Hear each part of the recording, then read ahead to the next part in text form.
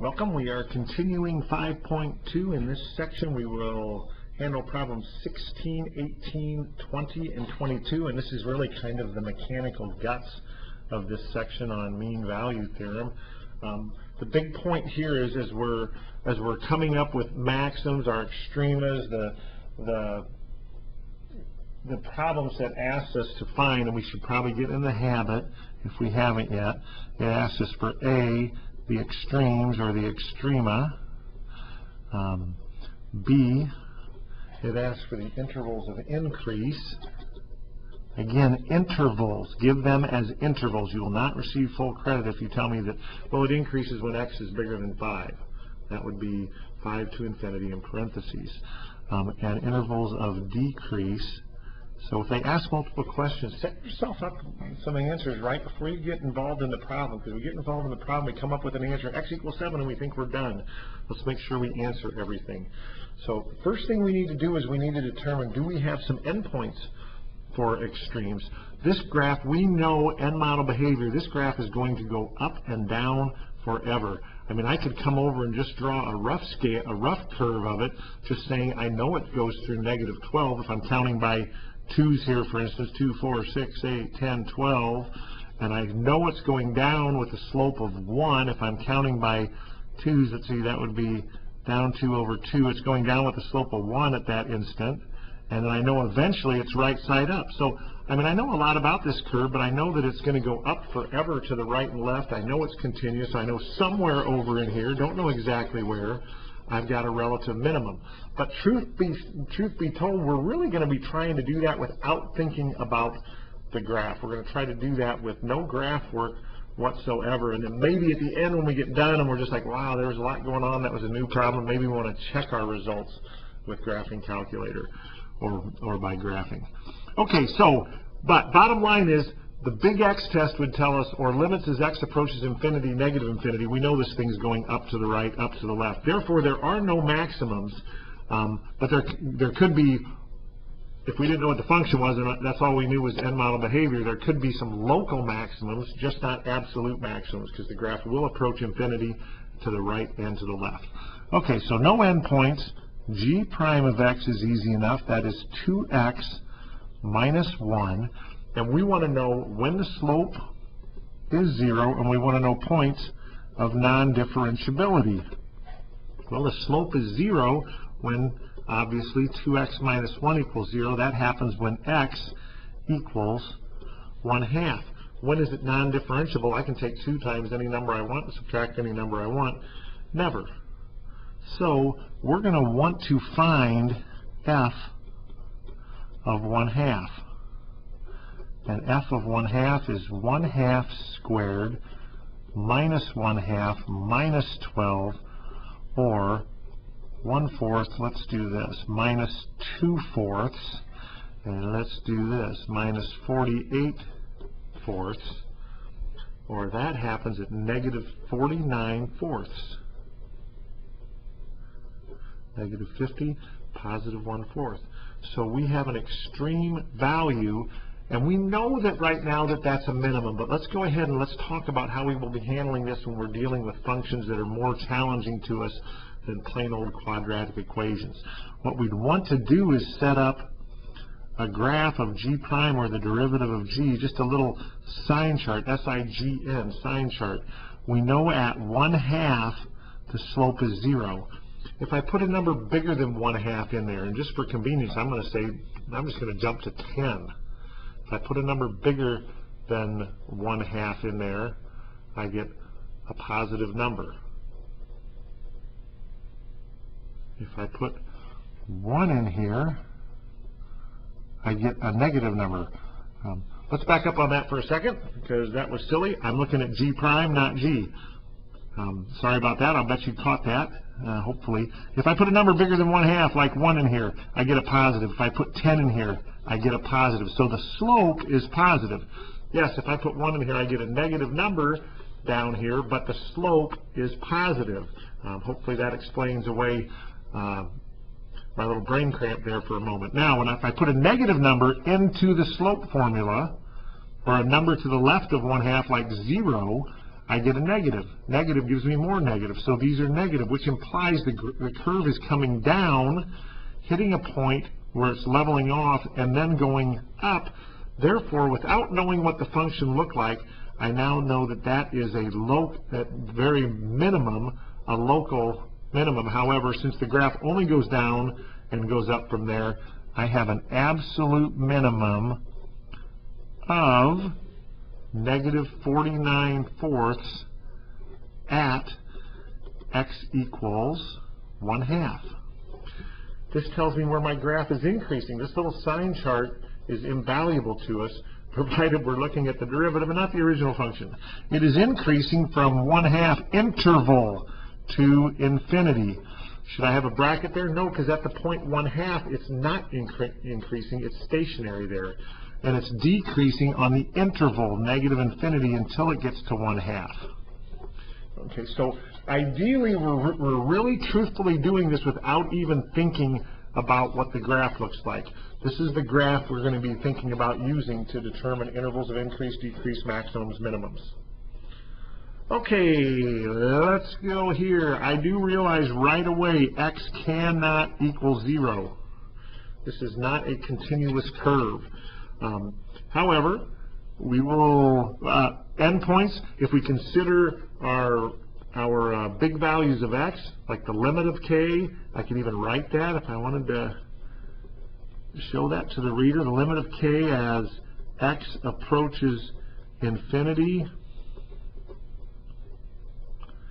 actually then just is or equals, 0. 1 on infinity. I probably should redo this, but got a lot to get done here today. The limit of k as x approaches negative infinity becomes 1 on trying to be infinity squared, 1 on a trillion squared, basically 0 is 0. The limit is approaching 0 as we approach infinity, but we never really truly get there because infinity is a concept and not a number. So we would not call those local minimums. We wouldn't say there's a local minimum of 0 at x equals infinity, because x can't equal infinity. Okay, so let's find our derivative at this point. If we were thinking graphs, though, we would be thinking, okay, we're going to look like that eventually. But we're not really thinking graphs right now. So let's go ahead and find k inverse, or not k inverse, k's derivative. If I treat this like x to the negative second, I get negative 2x to the negative third times my inside derivative, but that's 1, and I get negative 2 on x to the third. And what am I interested in?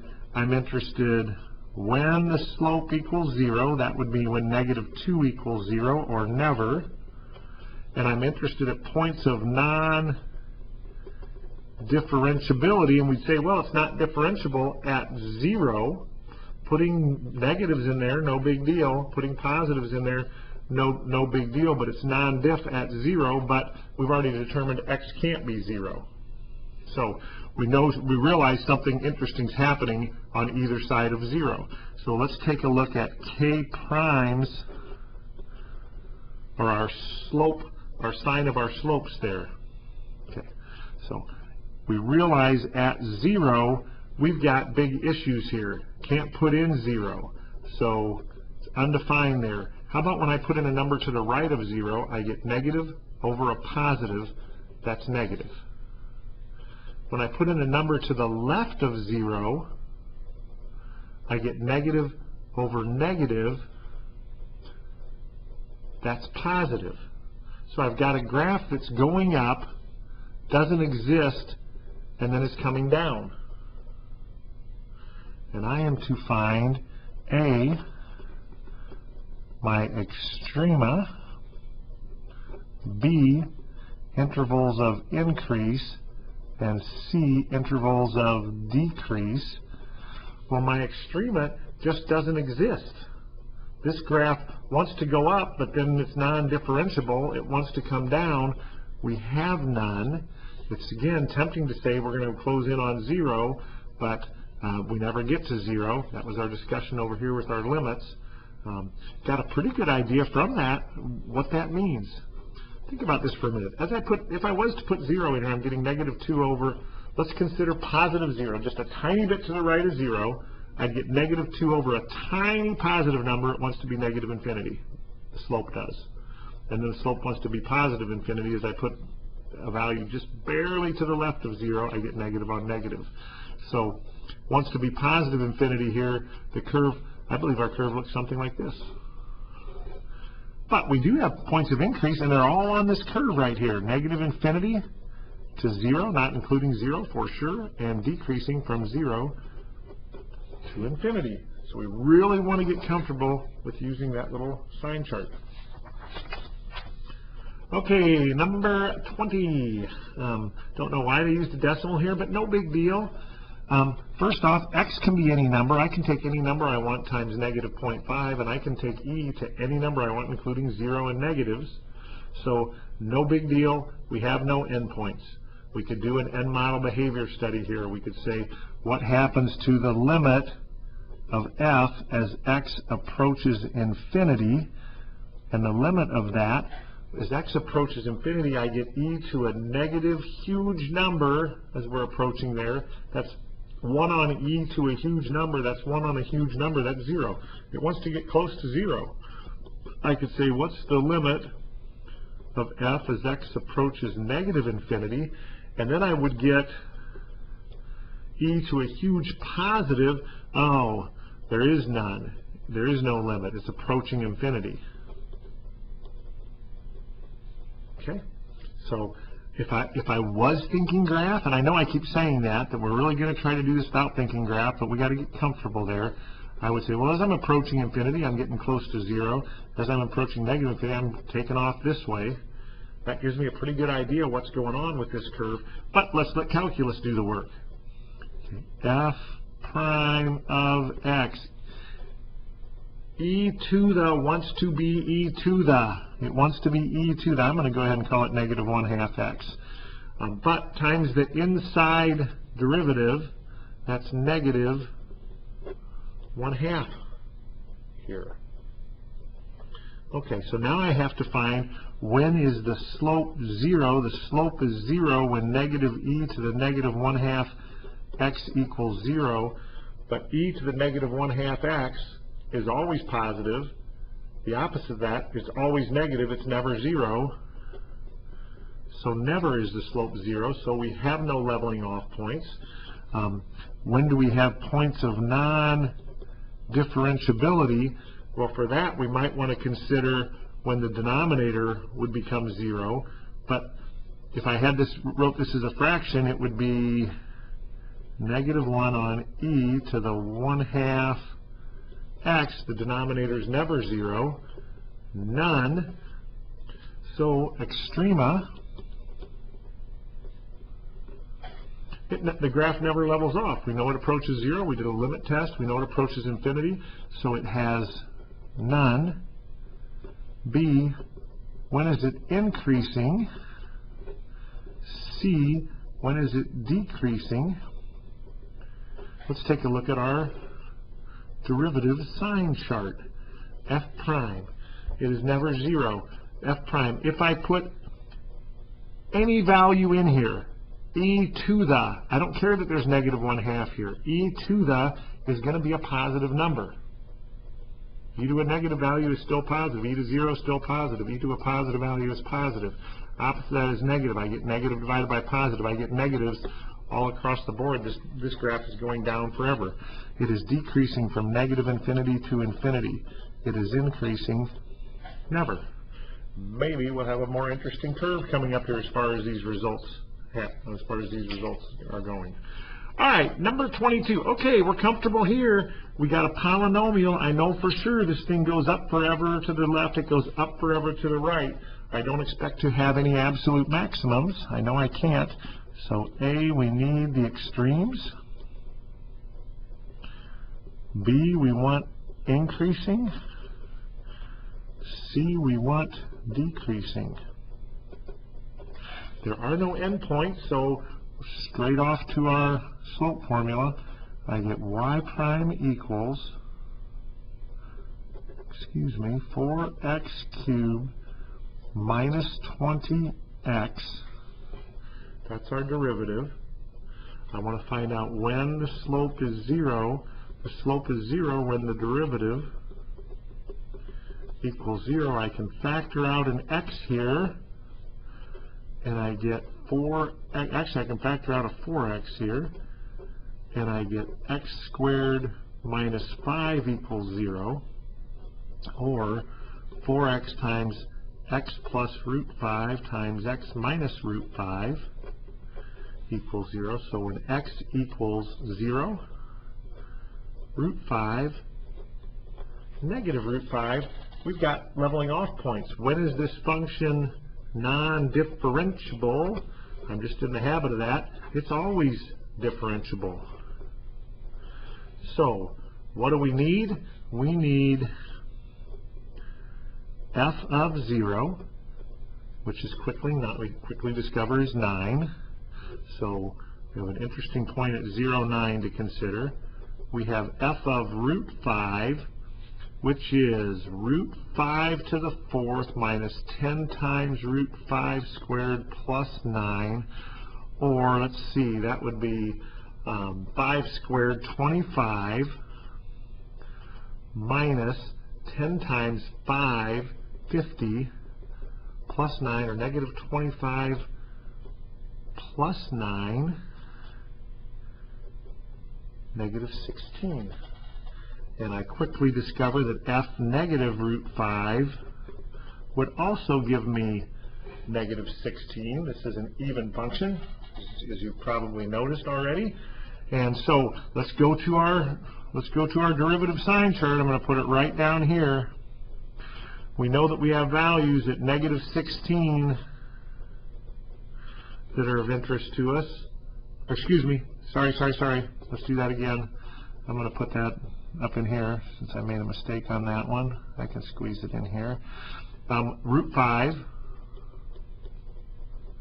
0, and negative root 5, those produce slopes of 0. Let's see what happens outside of there. Now, this is a cubic. There's a fast way to do this, but I'm going to go through the slow way just for a moment here. If I put in 1, I notice I get 4 minus 20. I get negative in between here. If I put in negative 1, I get positive 4 plus 20. I get positive. If I put a value in bigger than root 5, I'm going to go way bigger, 10. I get 4,000 minus 200. I get a positive. And if I put in negative 10, I get negative 4,000 plus 200. I get a negative. Now, the easy way to do this would be, because we're so comfortable with cubic equations, I know this is a positive cubic. I know those are the zeros of it. Take a look. It would go through here, go through there, go back through there. It's up, it's down, it's up, it's down. Down here, up above 0, down below, up above. But anyway, we know then that our curve, take a look at this, is going down and then up and then down and then up, making this point at negative root 5 a minimum. Negative, so we have a minimum at negative root 5, minimum of negative 16 at negative root 5. But we also have another minimum. The graph's going down to here. We also have another minimum at root 5. And we have a maximum. The graph went up to 0, down after 0. We have a maximum at 0, and that maximum was 9 at 0. We are increasing from negative root 5 to 0, and we're increasing again in union with root 5 to infinity. We are decreasing. The graph's going down because the slope is below 0. We are decreasing from negative infinity to negative root 5, and we are decreasing again in union with 0 to root 5. So there we have a few examples of kind of the guts of what we're doing here. Again, it's a really good time to jump in, maybe grab our graphing calculator and say, can all of that be true here? So let's go y equals, clear this. Let's put in the big function. We've got x to the 4th minus 10x squared plus 9. And I'm going to just, because all of the interesting stuff happens between negative root 5 and root 5, I'm going to go from negative 3 to 3. I'm going to go window, negative 3 to 3, and zoom fit. Zoom 0.